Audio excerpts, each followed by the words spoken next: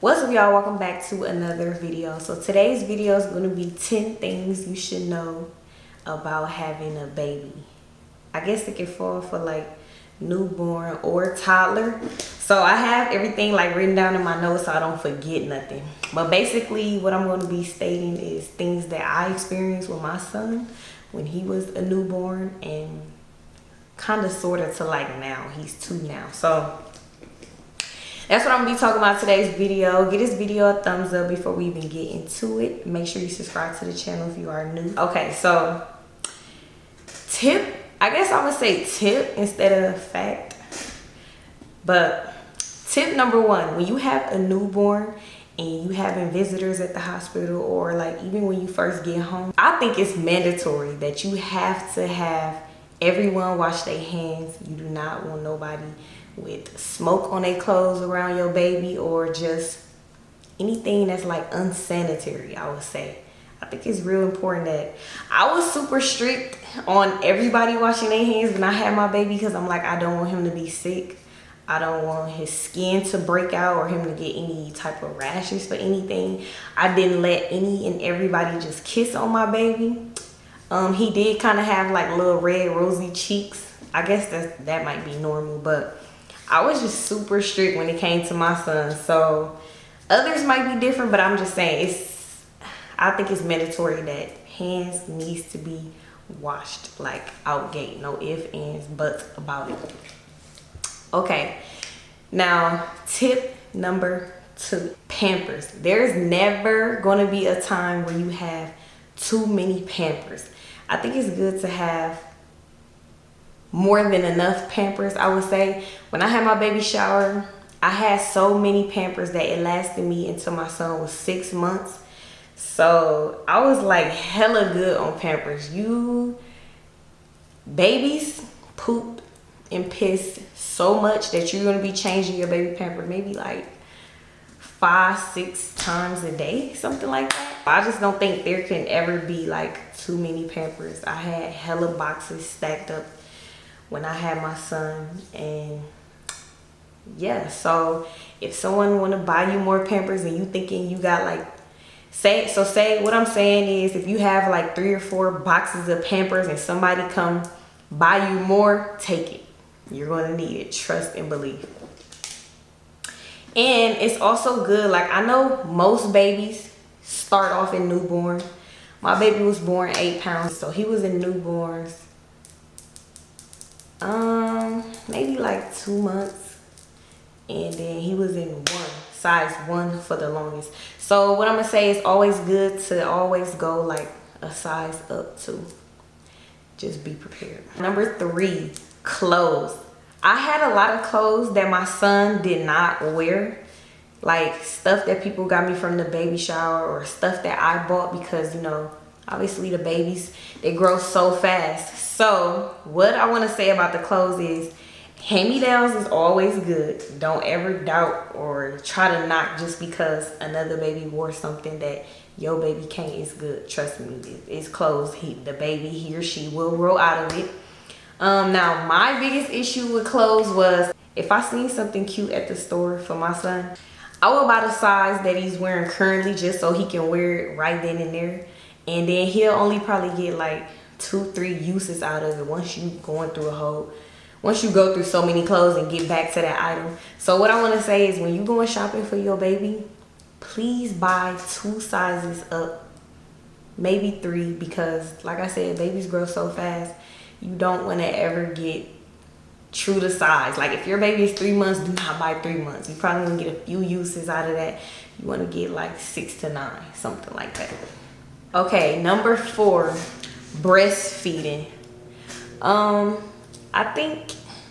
know a lot of people can't breastfeed, or maybe just they just don't want to, or they don't feel comfortable doing it. I think it's very important that you breastfeed your baby, because I've heard like your breast milk is everything your child needs, like the supplements, the nutritions and stuff like that. So I did breastfeed my son for like maybe like 3-4 months or something, And the reason why I stopped breastfeeding is because my baby obviously was getting so big, I couldn't keep up with his meals. So I couldn't keep up with like pumping and feeding him, pumping, feeding him, pumping. Like he was eating so much, like I couldn't really keep up with it. But what I want to say is you should breastfeed for as long as you can. I know some people breastfeed up into a year. I don't know about a year. I cannot imagine breastfeeding a 1-year-old, but maybe like maybe like up to 6 months on the nipple. And then obviously pumping, pouring it in the bottle is what I'm saying. Breastfeed. Give the baby the breast milk up until, I don't know, maybe a year for that. I think a year is decent. But yeah, I couldn't keep up with my breastfeeding. I wanted to so bad, and I was so sad when I introduced my baby to formula.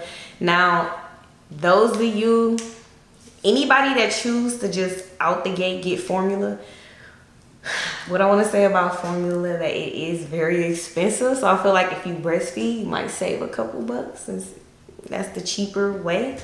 But some people is not comfortable with someone like nibbling on a nipple. It does hurt. It did hurt to me. I used to use a nipple shield. Like they sell like these nipple shields, like a clear thing that you put over your nipple and you breastfeed baby like that. I had to do that because my son wasn't latching on all the time. So, but yeah, I think breastfeeding is the way to go before formula. At least try it before just jumping to formula. And then it's also different kind of formulas. Like it's formula for gas, formula for vitamins. You know how it's like different labels. So I feel like the breast milk is like what your baby need. Another thing, I don't really want to say this is like a mandatory thing you shouldn't do, but since I experienced it, I'm just gonna say, like, spoiling your baby can be like hard. And what I mean by that is, like, obviously when I first had my baby, it's my first child, so I was spoiling him a lot, like holding him all the time, not putting him down, you know what I'm saying? So when he got a little older and it was time for a babysitter, it was hard to just leave him without him like crying for me, or without him crying all day and night until I got back to him.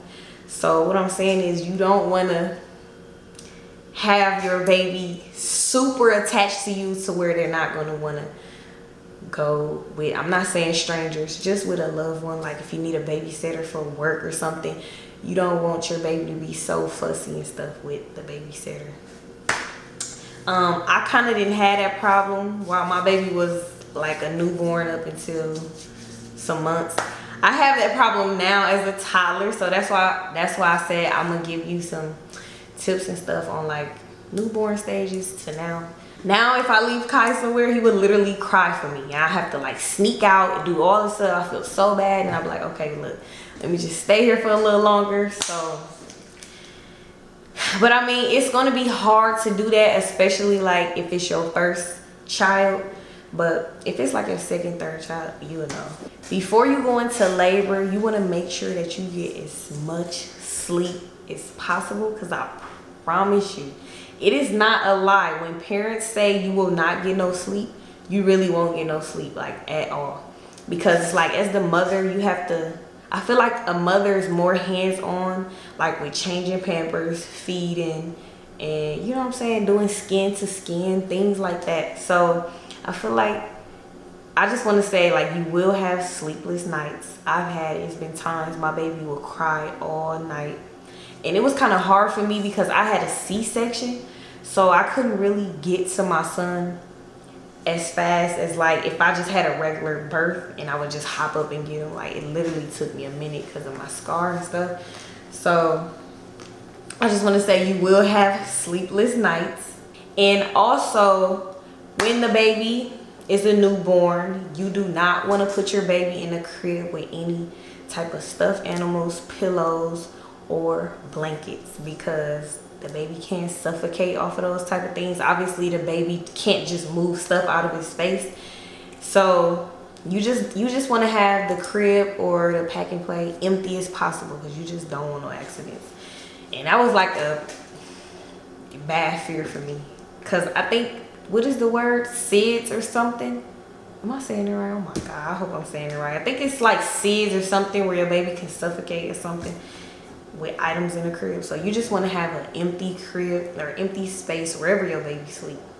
So for now, you really want to baby proof your home as far as like outlets, plugging the outlets, putting safety I don't know what to think, safety latches on the cabinets and stuff, because like I said, Kai is 2 right now and he's into everything. He will unplug stuff. If I be like no, he'll try to plug it back in. I'll be like no. They will do that. We'll try to stick stuff in the outlets and stuff. So you just want to baby proof your home, and that's super cheap to do. I think the plugs and stuff is maybe like $2-3. So just for safety tips, safety reasons, you don't want your baby to get electrocuted or nothing like that. See, okay, this might be 7. Okay, so 7, you will need a break. For me, I'm a first-time mom. I'm so in love with my baby, I promise. Like, he's literally everything to me. But it do comes a time where I'm like, oh, I need a break. So it's always good to have like that family member.